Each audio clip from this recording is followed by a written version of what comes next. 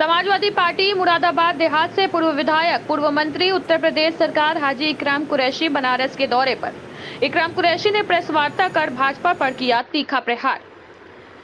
बता दें कि 28 मई को समाजवादी पार्टी के पूर्व विधायक ने एक प्रेस वार्ता की और उस दौरान उन्होंने कहा कि हाजी इकराम कुरैशी जी ने कहा कि गंगा की सफाई के नाम पर केवल लूटमार मची है। बनारस के बुनकरों के साथ प्रदेश के छात्र, नौजवान, महिलाएं जो हाल बयां करने लायक नहीं है।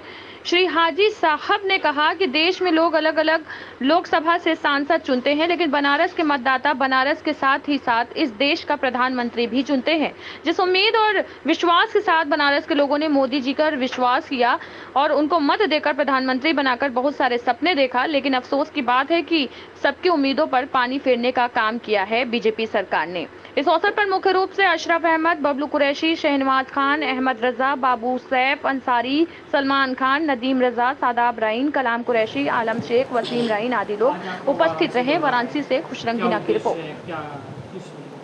देखिए, मैं आज ही नहीं 22 तारीख से बनारस में रह रहा हूं और मैंने बनारस में सब कुछ देखा।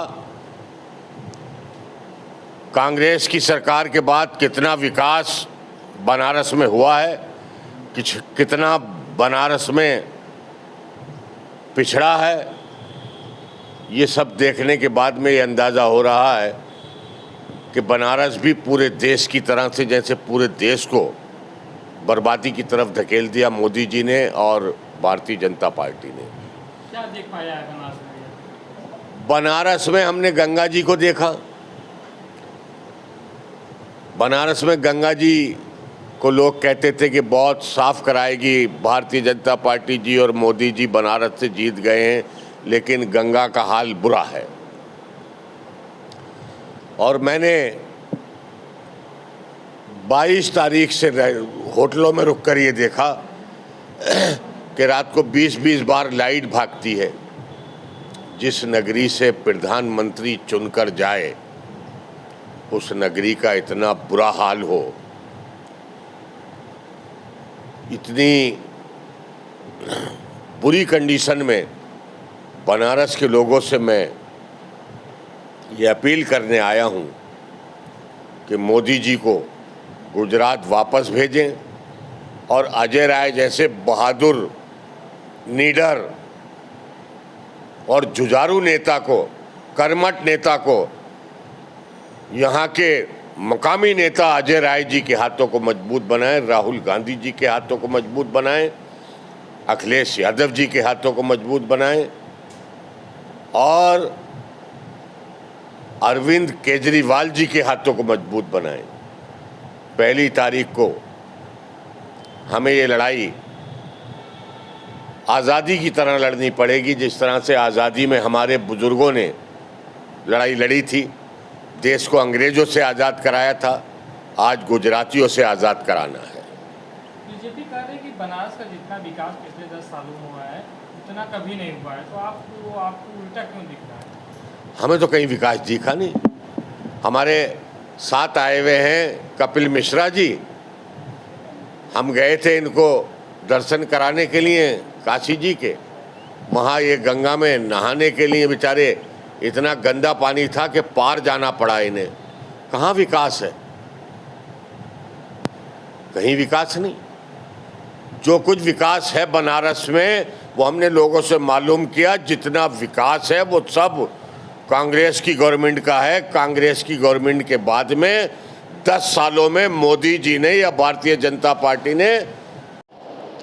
मैं अहमद रजा बाबू, पूर्व प्रदेश कार्यकारिणी सदस्य, समाजवादी युवजन सभा।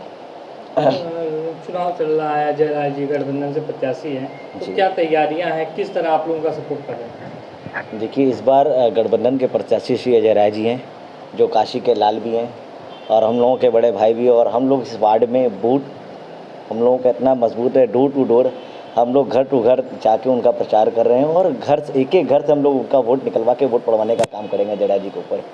तो प्रधानमंत्री नरेंद्र मोदी जहाँ एक तरफ है, पूरी सत्ता है, तो आप लोग कैसे लड़ेंगे?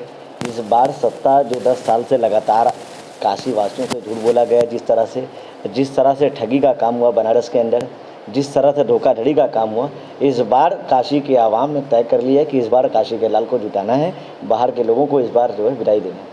बनारस में तो विकास हुआ है, 4 लेन बनी है, काशी विश्वनाथ टेम्पल बना हुआ है।